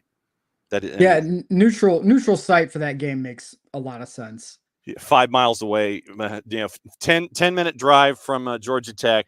You play it, and if it's a Georgia Tech, then you're playing in a larger venue at Mercedes-Benz. So You get more people. You're getting a $10 million guarantee, and you're playing it in a shiny new building where weather won't affect you. L'Equipe is reporting Folarin Balogun's going to be out 2 months with a separated shoulder. If the timeline holds, according to Brian Sciaretta, he'll miss the November camp and return from Monaco in December. That comes from our friends at L'Equipe. So that is out this morning. But I mean, man, we go from boss nation to fixing the entire situation. I mean, we've done a great public service this morning. Also, our friends at FIFA have a news release as of 7:30 this morning Eastern time. Apparently, today Gianni Infantino feels grunge because he confirms that Seattle's the Sounders' 3 group stage matches are going to be played at Lumen. Lumen's going to host 3 other matches in the Club World Cup, but he was at Lumen apparently late yesterday afternoon. They took some pictures and released it first thing this morning. One of 12 stadia that's going to host matches, according to FIFA, in the most inclusive global club competition ever. Ooh, that's according to FIFA, their own selves. Seattle's going to play all 3 group stage matches in the Club World Cup at Lumen, 6 matches total. In a visit to the venue, he confirms Seattle's going to play their 3 group stage games. There are pictures of him holding up the Seattle WC 2026 scarf. A further trio of fixtures in the first edition of the groundbreaking competition, FIFA's words, also scheduled to come to the Football Mad City in the Pacific Northwest starting June 15, 2025, ending at the Meadowlands on July 13th of 2025. So 69,000 seat capacity. And so Gianni Infantino visited Lumen Field, and there are pictures. And so the Sounders get their 3 group stage games at home in the Club World Cup. So since it came out at like 7:30 this morning, I didn't give it the breaking news sounder. But so we're starting to get some venues named and laid out and figuring out the schedule for the 32 team tournament that is still looking for, I believe, a television network to run the games of said Club World Cup in the summer of 2025. So there's that. Do you like apples, sir? How do you like? How you like them apples? I do like apples. I like apple pie. I like apple strudel. I like apple fritters. Apple Jacks. I like Apple Jacks. Yeah. On occasion. Yes. Yeah, it has to be the right mood, and then what it does is it fixes the milk for you. If you don't like the taste of the milk, then the Apple Jacks, much like say a Count Chocula or a Frankenberry or Blueberry, it changes the Fruity Pebbles, changes the flavor of the milk that's there. So that's another reason to like one of those kinds of cereals. Let's see what to watch, where to watch, and how to watch it. So we'll get into that before we get out of here. We have solved the world's problems today. Yes. As we should. Always. Modern problems require modern solutions. And that's what the morning show is all about. Soccer on the Tube. Remember, late night tonight, it is the U.S. taking on El Tri in Guadalajara. 10:30 is the kick. BN and BN and Espanol simulcasting AFCON qualifying. Mauritania, Egypt at noon. Libya, Nigeria at 3. If you don't have the BNs, you can get them at Fanatis, fntz.co/soccer down here. And you get all the BNs, CDO, Nuestra Tela, TIC, Liga 1 Max Pro, For the Fans, all that stuff. You get it all in one place at Fanatis. Helps out the network and helps out us here as well. FS1 gives you Canada and Panama at 7:30. FS2, Nations League, Spain and Serbia at 2:45. TNT is your head network for the Mexico-USA double points friendly. ESPN Deportes continues the CONCACAF W Champions Cup, which I swear to God started 2.5 years ago with its competition. Whitecaps and Portland Thorns at 10. Universo is simulcast as Argentina-Bolivia at 8. Univision is simulcasting Mexico and USA at 10:30. The Plus has the W Champions Cup, plus League One midweek, One Knox in Central Valley at 7 o'clock from One Regal. Fox Soccer Plus, Poland, Croatia, 2:45. Max also gives you Mexico and USA at 10:30. One Football gives you a boatload of 2026 qualifying from the Far East. Kicking off at noon. They are 5 matches into their broadcast day. Jordan, Oman, Palestine, Kuwait, Iran, Qatar at noon. Saudi Arabia, Bahrain is at 2. CONCACAF Nations League has 9 matches on Paramount Plus starting at 1:30, and the last one is Vancouver and Portland at 10. Pay-per-view activity for qualifying in CONMEBOL, Colombia, Chile, Paraguay, Venezuela, Venezuela, Uruguay, and Ecuador is at 7:30, and the USL Super League has Brooklyn and Carolina tonight at 7:30. Damn, that's a lot. Mm-hmm. But the biggest things is that we determined that Casey Keller is angry man yelling at cloud, and always be forewarned when you see something like this that is out on an island by itself that is 180 degrees from conventional wisdom and a whole lot of other viewpoints. Caveat emptor, as we say in Latin. Buyer beware. And well, the one thing I will say is that you need to understand that the number one way to combat this is to not engage at all. Like, don't like it. Your response will not stop their desire to monetize their BS. Okay. So while they are hippo pooping all over the place, you're coming in with a fair, measured, reasonable take, and you're trying to combat hippo poop. Don't bother. Yeah. Just keep your distance. That's how you survive the hippo poop flinging. And if you've never seen hippo poop, it's like they poop and they spin their tail around like a helicopter blade and it sprays the poop all over the place. I was never aware of this. Yeah. So that's hippo poop. Okay. It's not BS. We've elevated beyond BS. You're in hippo poop range. So back up, keep your distance. Don't like, don't comment, don't retweet, and do your part. Only you can prevent hippo poop monetization. And on that note, get us the heck out of here. We'll be back in a little less than 22. Until next time, everybody, avoid that hippo poop and mucho Euro y'all. What he said. Mucho platiel, played safe. We'll see you in a little less than 22.